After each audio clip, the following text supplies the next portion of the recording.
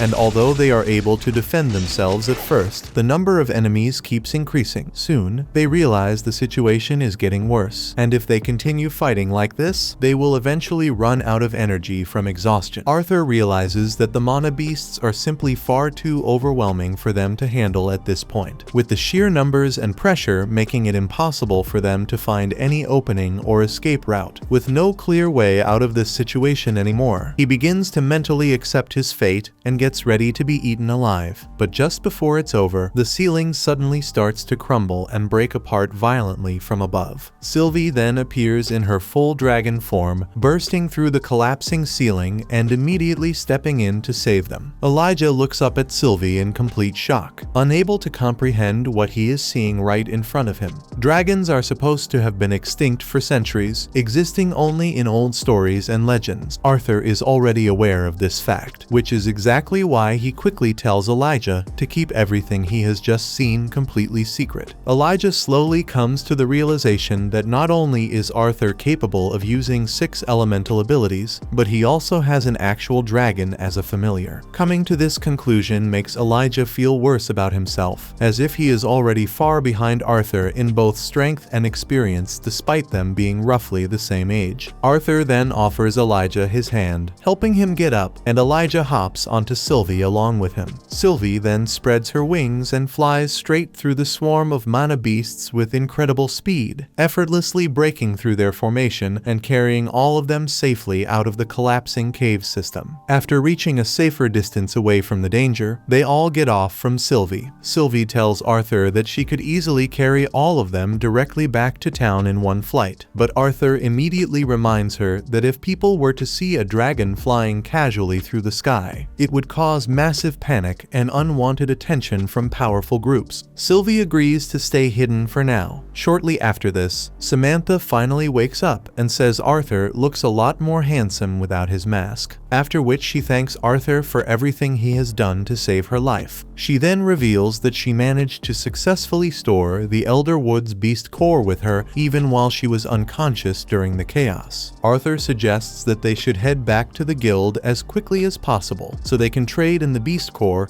and collect the reward that was promised. However, Samantha and everyone else immediately disagree and instead all come to the conclusion that Arthur should be the one to keep the reward, since in their eyes they only survived this mission because of him. Arthur initially refuses their offer at first, insisting that he understands exactly how valuable the reward is and does not want to take something so important from them. However, after seeing how serious they are about giving it to him without any hidden motive, he eventually gives in and agrees to accept it. Jasmine and Elijah then decide to head off together in order to find some drinkable water nearby for everyone. In the meantime, Arthur begins writing a magic letter to his parents, telling them that both he and Jasmine are safe and have survived everything that happened. After the letter is delivered and read by them, both of his parents feel an overwhelming sense of relief, knowing that he is alive and well. Meanwhile, back at the guild, the receptionist walks into Caspian's office to inform him that he currently has a visitor waiting to see him. After some time, Arthur and the rest of the group are now inside the guild clinic receiving treatment and recovery care, and it is clear that they are healing and stabilizing very well after everything they endured. But just then, Arthur suddenly senses someone approaching the room and quickly puts his mask back on just before Caspian walks in and asks him how he is recovering and whether he is in good condition. Arthur responds by saying that he and the others are fine and that they are ready to be discharged and leave the clinic whenever the guild allows them to. With that aside, Caspian then informs Arthur that the dungeon raid he and his comrades participated in was not officially authorized by the guild. On top of that, Lucas has filed a formal complaint against their group, accusing them of being responsible for everything that happened during the incident and the damage caused. Because of this situation, a guild council will now be held in order to decide how their case should be handled. That was episode 7. Subscribe to not miss the next part and watch the next video on screen.